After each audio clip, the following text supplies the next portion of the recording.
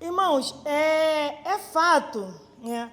Nós aprendemos que se todos nós, né, deixarmos ser levado pelos nossos desejos e vontades, Deus já nos ensinou, e eu que tenho aí meus 46 anos, na prática, nós vemos isso. Se formos, né, impulsionados, sermos levados a todos os nossos desejos, todas as nossas vontades, todas as intenções do nosso coração, principalmente, né, quando ele está cheio de florzinhas e corações, possivelmente, eu vou falar possivelmente, né, assim, nos dando, né, uma boa vantagem, mas 99,99% nós vamos fazer maus escolhas. Nós vamos fazer escolhas muito ruins. Mas, para vivermos o propósito de Deus, como eu estava lendo em Efésios, a Bíblia diz que nós temos que abandonar, né? Se nós formos ler essa lista de que Efésios está nos instruindo, nós temos que abandonar, né, a nossa velha criatura, o nosso velho homem, tudo aquilo que nos afasta de Deus, e é uma lista, assim, interminável. E aí, no final dessa lista, ele fala: seja imitadores de Deus. Sigam, né, os mesmos passos. Imite tudo aquilo que Jesus faz. Mas,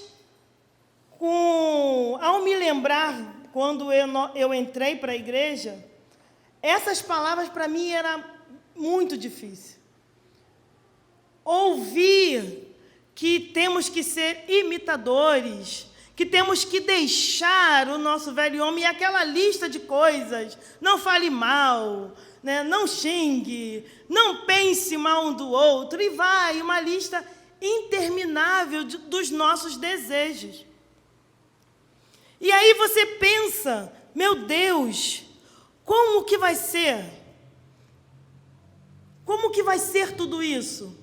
Ou nós ficamos muito assustados, ou já queremos colocar a nossa roupagem, né? Aquela roupagem de que, olha, agora eu mudei, e nos vestir de um grau de santidade que agora eu encontrei, e agora eu sei, né? E as orações começam a ficar, né, com uma entonação melhor, e as roupas começam a querer mudar. E antes eu ia falar até um certo ponto isso é aceitável. Mas quando você começa a ter experiência e começa a se aproximar da palavra de Deus, você vê que quanto isso é prejudicial. E eu sei que palavras como essa, tipo abandonar, largar, né, a Bíblia é repleta desses conselhos. Ele manda nos abandonarmos, ele nos manda largar, ele nos manda afastar, ele manda tirar os pés daquilo que não convém. Ele fala: cuidado com os desejos do seu coração. E nós vamos uma lista interminável de coisas que vamos aprendendo, que vamos ouvindo, que vamos vendo que está errado. E essa lista parece que não acaba nunca. Eu não sei se todos aqui já tiveram a experiência de começar a dirigir, né? E cada um eu sei que vai ter, se não começou, em nome de Jesus, um dia vocês vão aprender, comecem, mas cada um aqui vai ter o seu medo. E o meu, quando o meu esposo começou a me ensinar, eu ficava apavorada, porque eu ficava imaginando: meu Deus, como que eu vou conseguir olhar para todos esses retrovisores de uma vez? Como? E não parece que tem 4 só, parece que tem uns 10. E eu ficava: meu Deus, como é que eu vou olhar para todos esses retrovisores e ainda ter que olhar para frente ao mesmo tempo? É impossível. Eu falava assim, não tem como. Não tem como. Como que eu tenho que olhar para frente, e eu tenho que olhar para trás, e eu tenho que olhar para os lados? Tudo ao mesmo tempo. Impossível isso acontecer. E lá fui eu, né, com aquela paciência, graças a Deus que meu esposo tem, e ele foi me ensinando. A primeira vez que eu fui dirigir, eu lembro que eu estava muito bem, né? Aí, quando eu avistei um buraco, o buraco estava tão distante, que quando eu avistei, gente, parecia que ele estava tão perto, que eu larguei o volante e falei, o buraco! Na descida. Eu falei, o buraco! Eu não sei o que aconteceu, acho que eu não queria ver o buraco, eu soltei e tampei os olhos. E parece que é impossível, você nunca vai conseguir fazer aquilo. Impossível, você não tem condições. Eu falei, como que você consegue ter, que eu tenho com 2 olhos, eu tenho que ter 10 olhos para olhar para todos esses retrovisores para frente e para o lado. Só que aí você vai, e não é pega a primeira vez você vai, né, desconcertado, e aí você faz a mesma coisa, solta ou morre 500 vezes. E o hábito daquilo, né, que você vai dirigindo, que você vai pegando, aí o medo, as ansiedades, elas já vão ficando menores, não é? E aí você começa a entender, meu Deus, calma, eu não preciso olhar para todos, né? E aí você começa a ficar mais calma. E depois de muito tempo, é interessante, meu Deus, você está olhando para todos os retrovisores ao mesmo tempo. Como? Se você tem que estar olhando para frente. Mas o hábito daquilo te leva à perfeição, ou uma coisa natural começa a sair de você. E aí já não é mais 10, você começa a perceber que às vezes você tem que olhar só para 2. Mas aqui eu sei que com o tempo você começa a entender. Bom, esse pelo menos é o meu medo. De repente o medo de outros, né, vai ser outros. De repente eu não sei como, eu tenho que, né, apertar a embreagem, usar o freio, passar a marcha. Mas o que eu quero dizer é que com o hábito daquilo, isso se torna natural.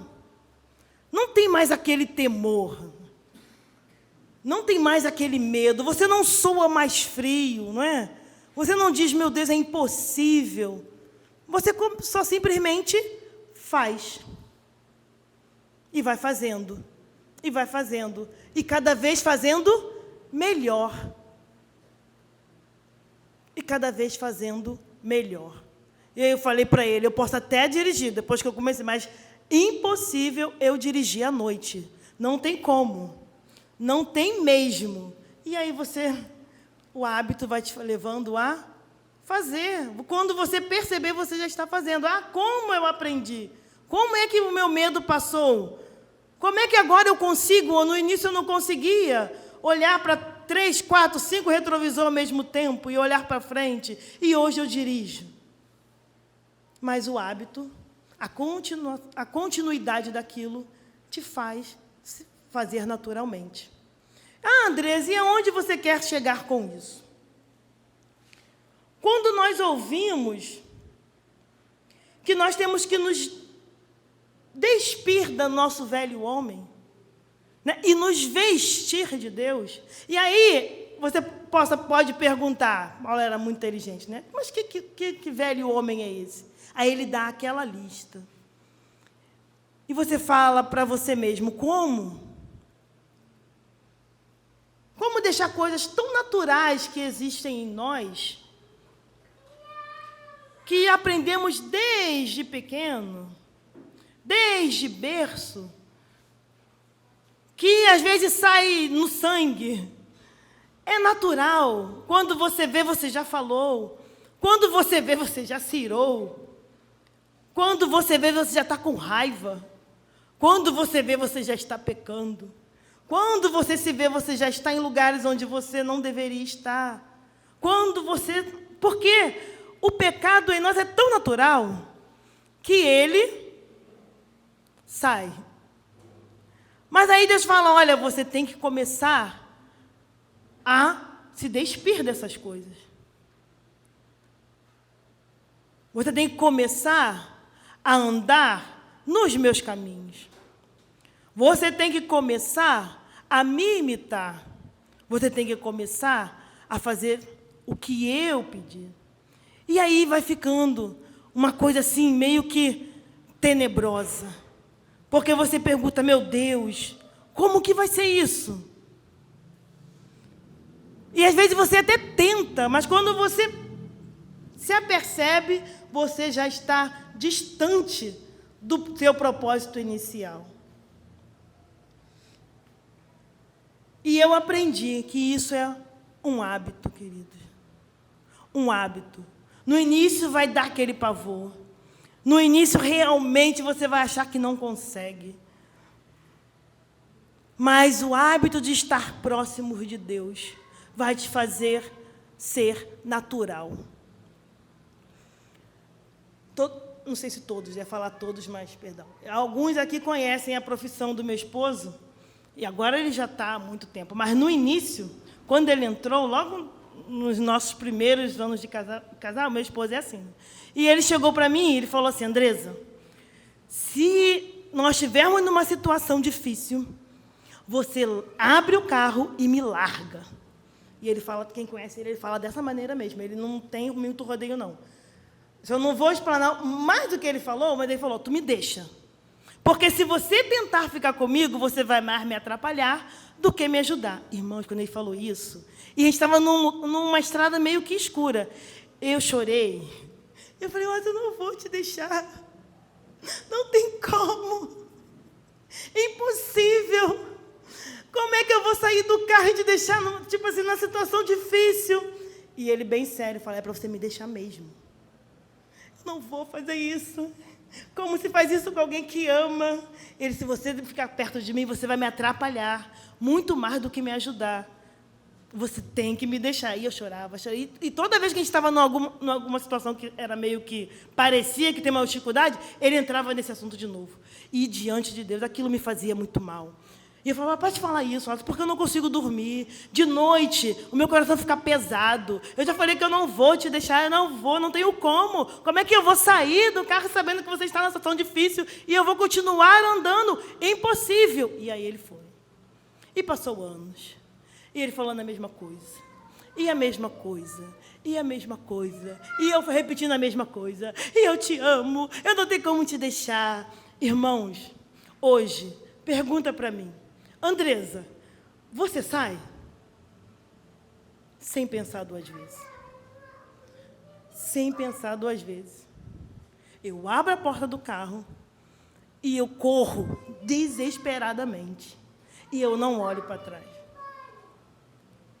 E aí a pessoa pode perguntar, Andresa, você deixou de amá-lo? Andresa, o que mudou? Não me pergunte.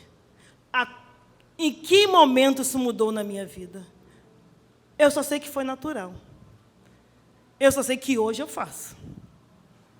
E muito, muito rápido.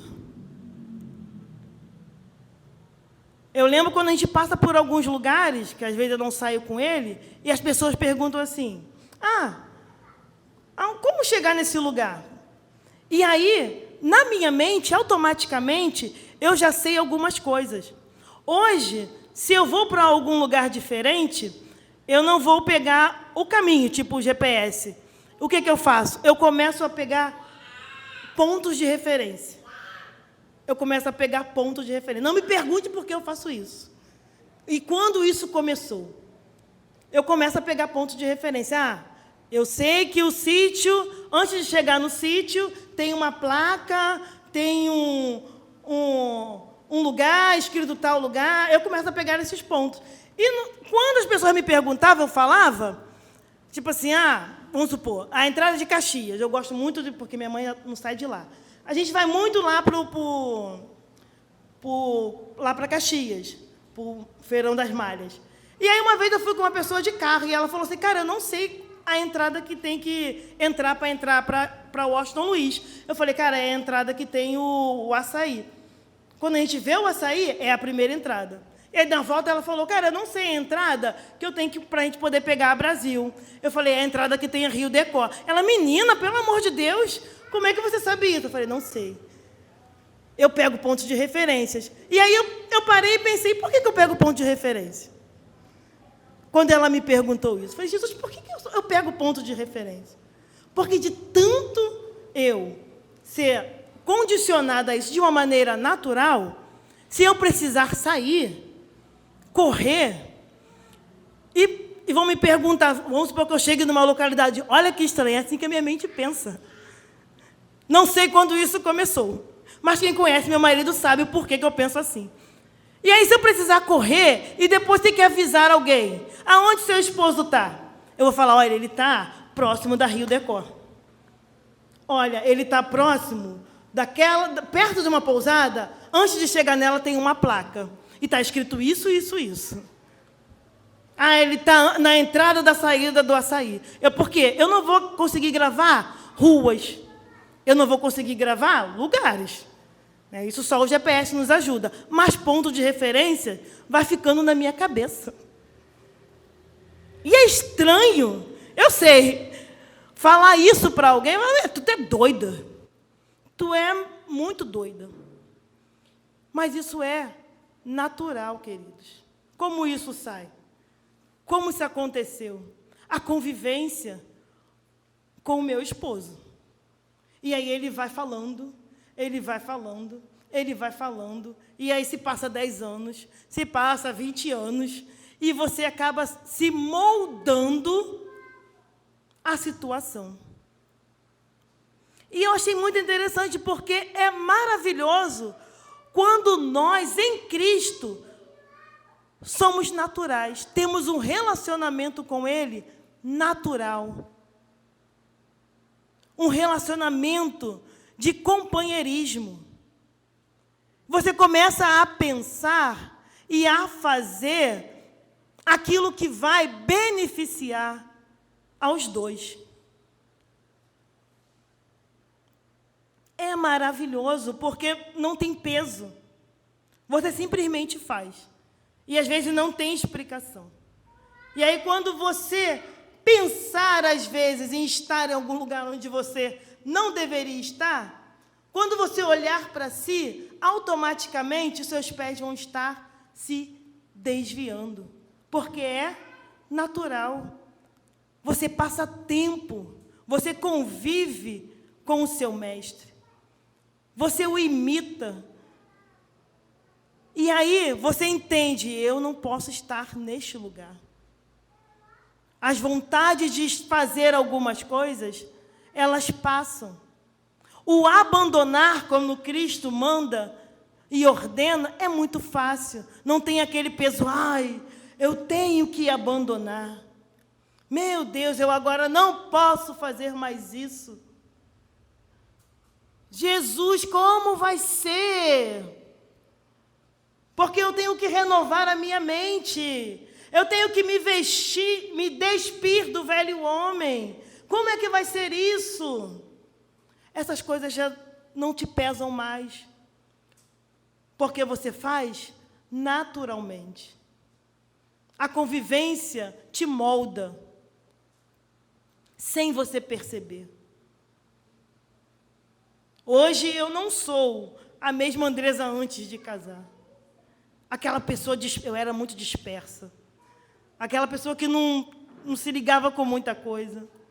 Não tem como, porque a convivência com alguém que tem uma profissão como ele tem, te faz despertar e te faz pensar um pouco mais além.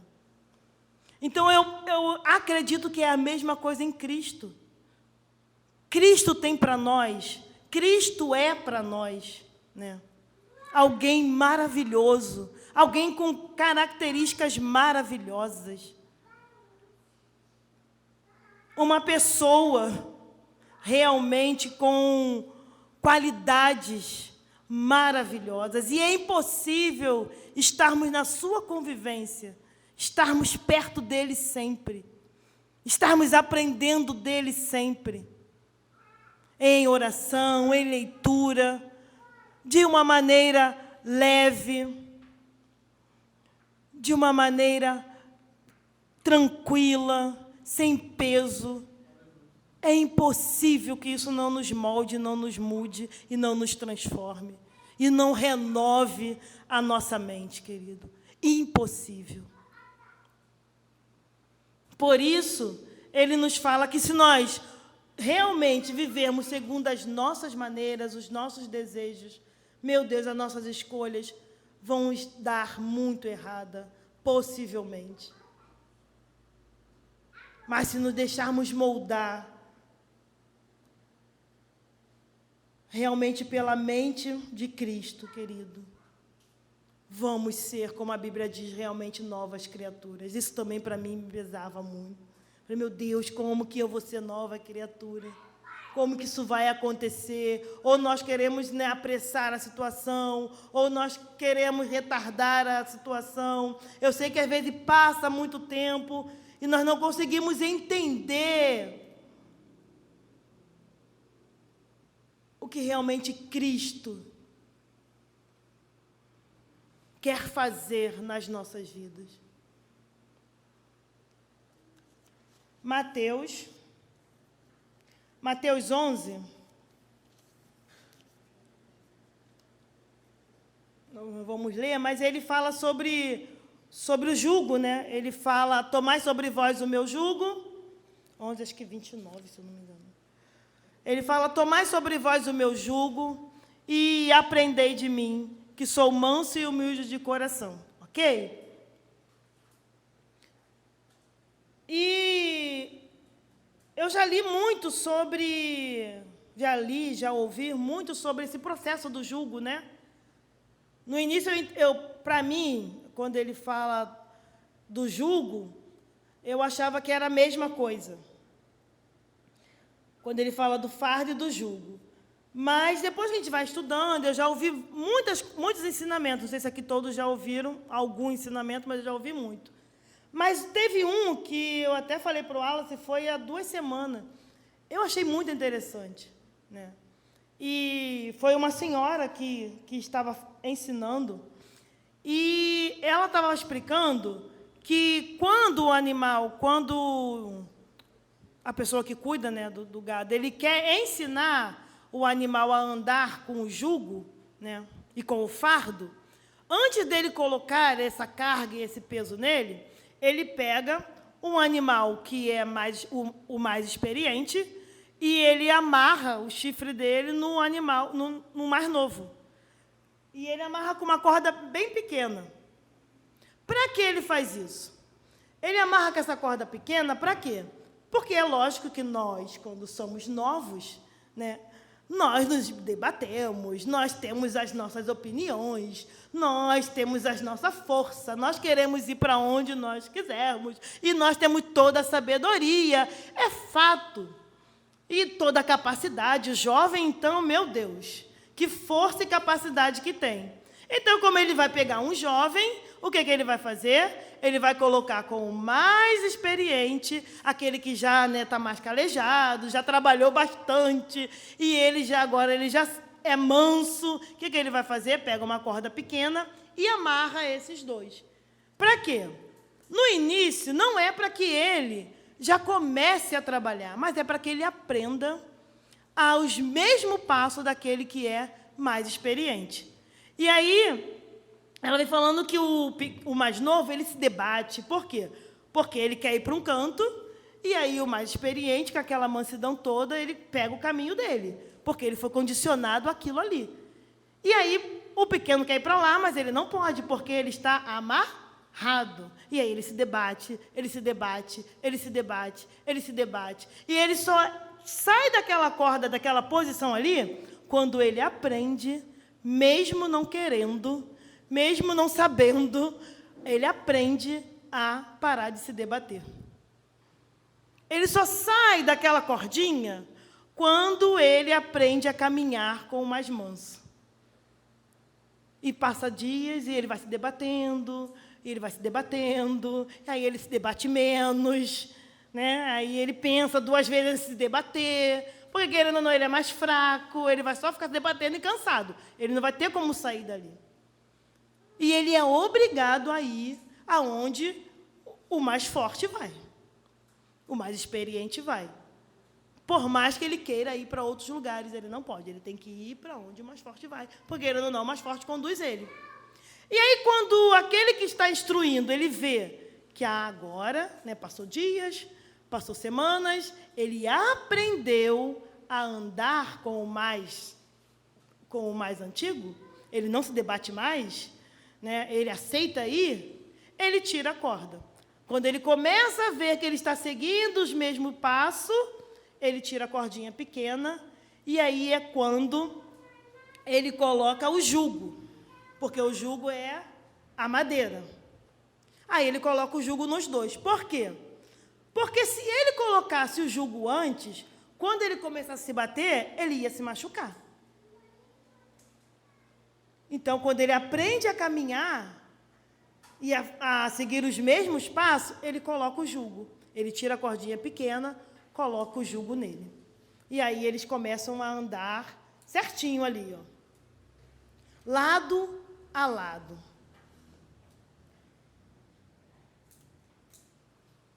Então, o que nós aprendemos?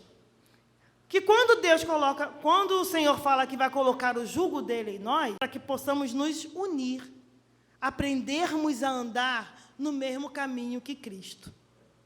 E eu achei muito interessante. Porque quando Jesus fala, olha, tomai sobre vós o meu jugo, aparentemente parece que você vai tirar e já vai tacar em cima de você, né? Mas quando eu ouvi essa ministração, eu achei interessante demais. Porque realmente é assim que o Senhor faz conosco. Ele não vai botar uma carga sobre você sem que você esteja apto a carregar essa carga, querido.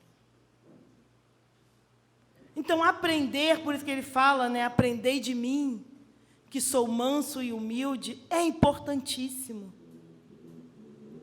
Antes de querermos algumas mudanças.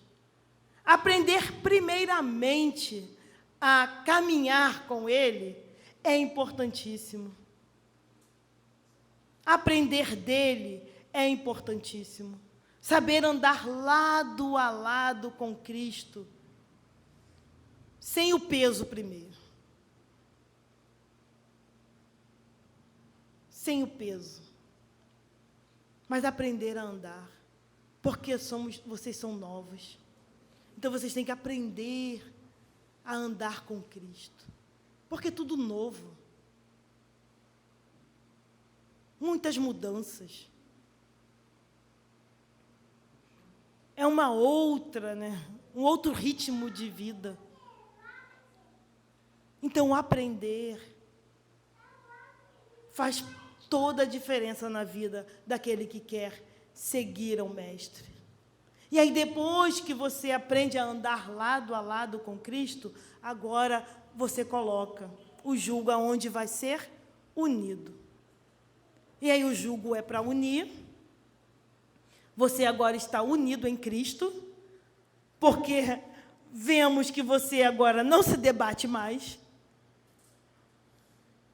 Não tem só mais os seus pensamentos. Você agora aceita a ser conduzido por alguém mais experiente. Agora você está unido a Cristo, querido. E aí, só depois, ele coloca o fardo. Eu achei muito interessante. Porque, querendo ou não sei se todos aqui, mas quando vamos para Cristo, parece que realmente não é tirado de nós o fardo pesado.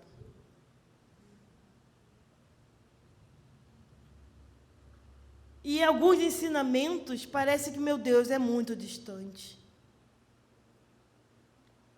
Na sua grande maioria parece que é só proibições, né? Parece que é só não, não, não, não, não, não, não, não, não, não, não, não, não, não, o tempo inteiro.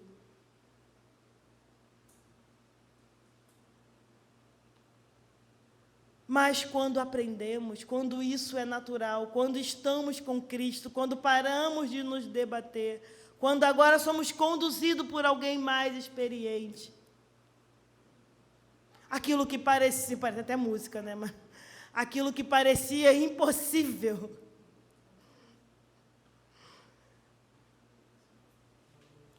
vai saindo tão natural.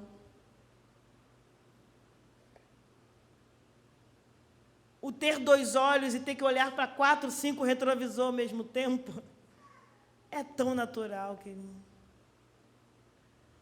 O ter que tomar decisões, ainda que sejam difíceis, diante daquilo que você é, do seu caráter, é muito natural.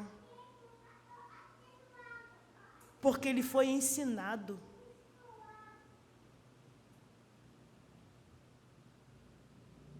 E nada, nem ninguém melhor do que o nosso mestre, como ele fala, que é manso e humilde de coração, para nos ensinar.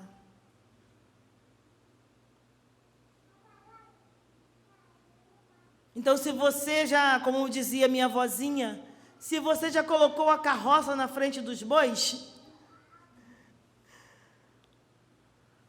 se você já tentou colocar o fardo antes de colocar a cordinha, e aprender tão somente a parar de se debater,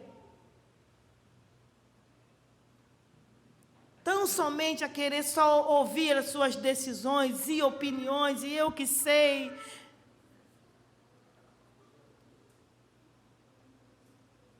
Volte.